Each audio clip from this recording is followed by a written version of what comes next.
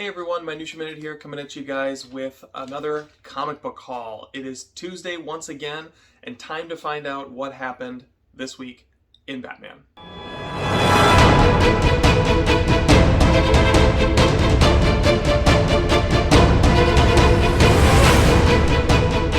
So to start off this week, I do have to lead with a little bit of bad news, which is that this week my local comic book shop was out of Detective Comics 1043, at least cover A. They had cover B. I thought about buying it, and I was just so annoyed that they had all these copies of a book that's $5.99 when I could be buying it for $4.99, and I decided, you know what, I'm not going to pick it up this week.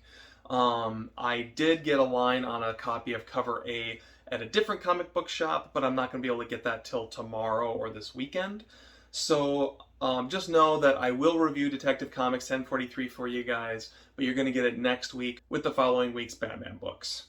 Another note is Legends of the Dark Knight number 5 was supposed to come out this week. I think it was actually supposed to come out on the 21st, and it just keeps not coming out. So to my knowledge, it hasn't come out yet. If I'm wrong, let me know down in the comments so I can go find it. But the shop didn't have that this week either. As a result, it was actually a little bit of a smaller week for books. So kicking things off with what is in continuity this week, we got Robin number 6 and Harley Quinn number 7, which connects into Fear State. So like I said, kind of a smaller haul, not including Detective Comics. And then we did get a couple of non-canonical Batman stories. We got Batman Reptilian, issue number 4. Not sure how long this is running for still. I keep meaning to take a look. I'm assuming 6 issues. When I read issue number 3, I actually felt like this was getting a little bit long in the tooth, to be honest. So I flipped to the end of this, saw there was going to be an issue 5. I will probably do a full review of this once all of the books are out. But to be honest, this is losing its luster a little bit for me. I think the atmosphere is still really strong, the art is still fantastic, but I'm kind of at a point where I want the story to kind of pick up, because I'm just not sure I would want to sit down and read 6 full issues of this. I feel like I've gotten the gist of what it has to offer over the first 2 to 3 issues. So we'll see how this one goes, and then when the series wraps up, I'll give you my final thoughts on Batman Reptilian. And then last, but certainly not least, another book that was supposed to have come out last week, but ended up pushing out to this week, is Batman vs. Bigby, number 1. This is a book I'm very excited for, actually. I do really like the Fables universe, even though I haven't read everything that's out there. I've probably read the first half or so of the Fables series, but it's a series I always enjoy. I need to go back and finish it, and Bigby, of course, is a great character. It'll be fun to see him come back. This is written by Bill Willingham, another series that I'll probably revisit with you guys when it's finished, unless I really need to get my thoughts out before then. But be on the lookout for Batman vs. Bigby if you are a Fables fan. As far as books that I intentionally didn't pick up, the big one this week is Batman Superman.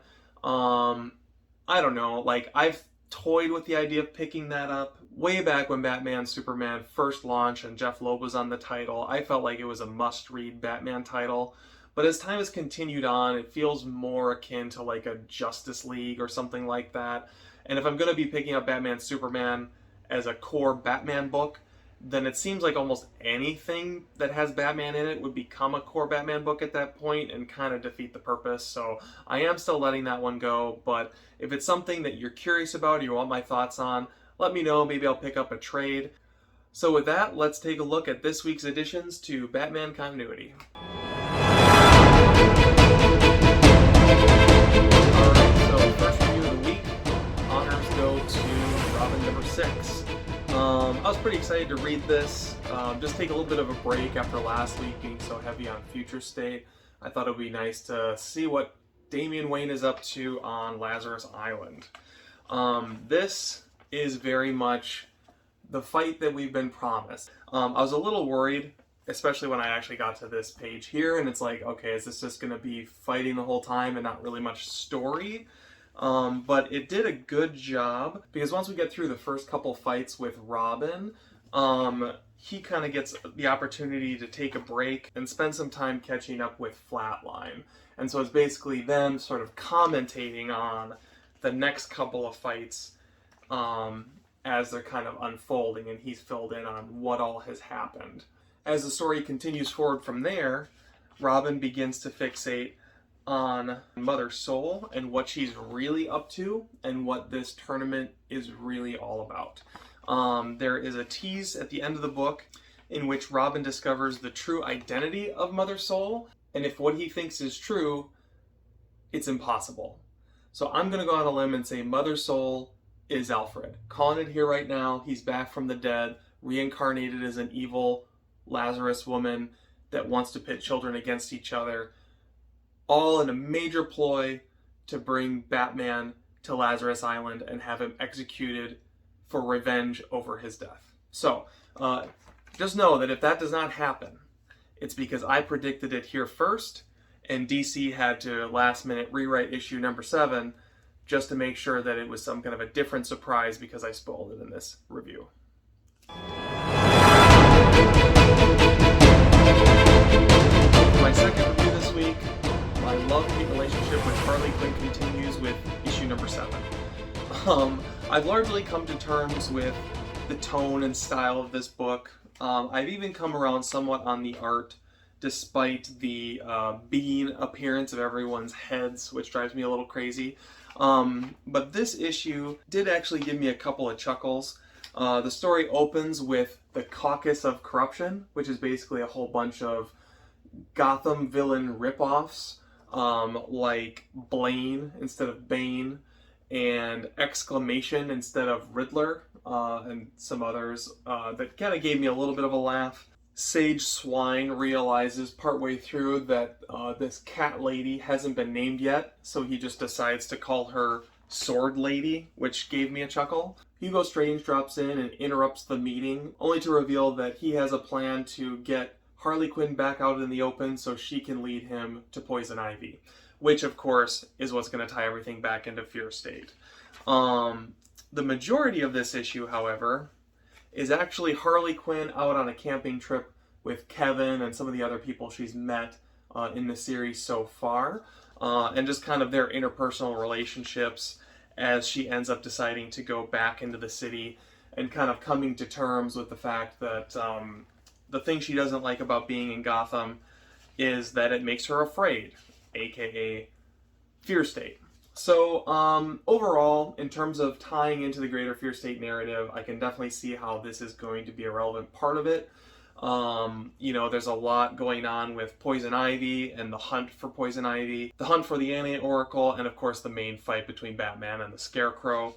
I definitely see how this is going to fit into all of that. You've got Hugo Strange right in the middle of everything, creating his own sense of fear by impersonating Batman yet again. You've got Harley Quinn going to be on the hunt for Poison Ivy.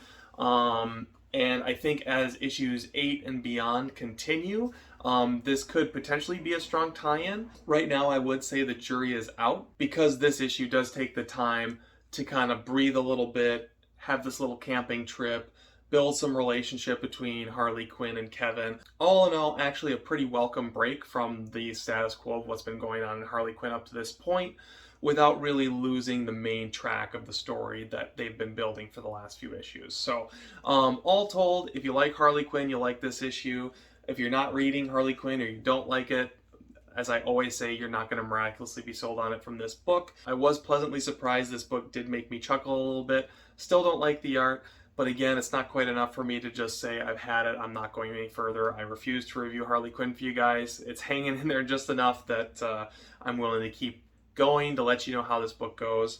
I feel like Stephanie Phillips has kind of settled into this character in this book a little bit more than she did in the first few issues. So if things continue to go up, who knows? This could eventually end up being my pick of the week at some point in the near future.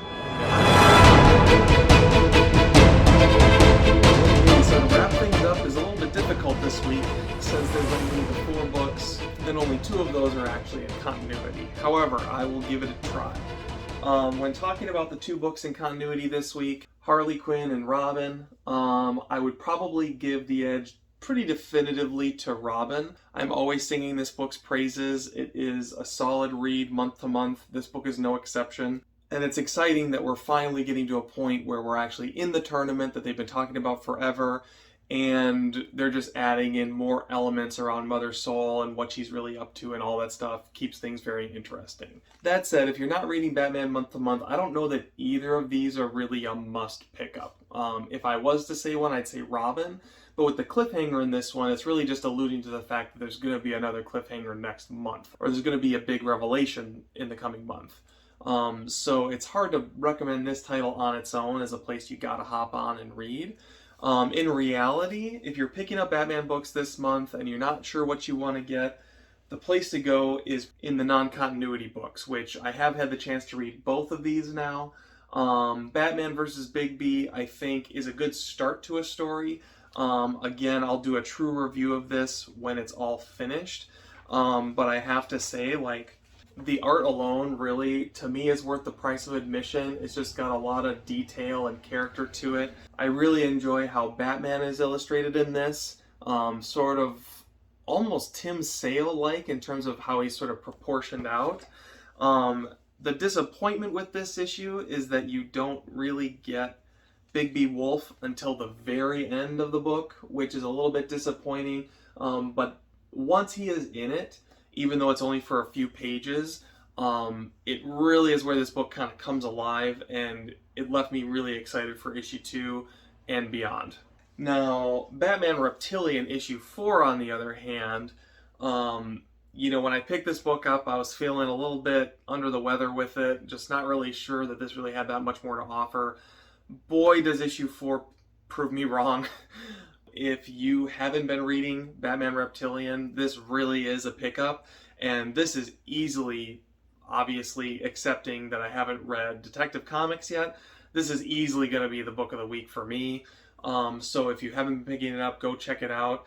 The art in here continues to be absolutely fantastic, super atmospheric, really, really engaging. And the ongoing conversation between Batman and Killer Croc in this, and the revelation about what's really been going on over the prior 3 issues, is absolutely fantastic. Really, really took this book to another level, and I can't wait to read issue 5 now, after having just been a little bit mixed on it. So, at the end of the day, this week, kind of a lighter week for Batman, with Legends of the Dark Knight being delayed. If you only pick up one book, it's got to be Batman Reptilian. But if you're interested in the ongoing continuity of the Caped Crusader, both of these are worthy titles, even though neither one of them completely knocked it out of the park. So with that, that concludes This Week in Batman for me, and I hope you guys have a great week in comics. Thanks for watching.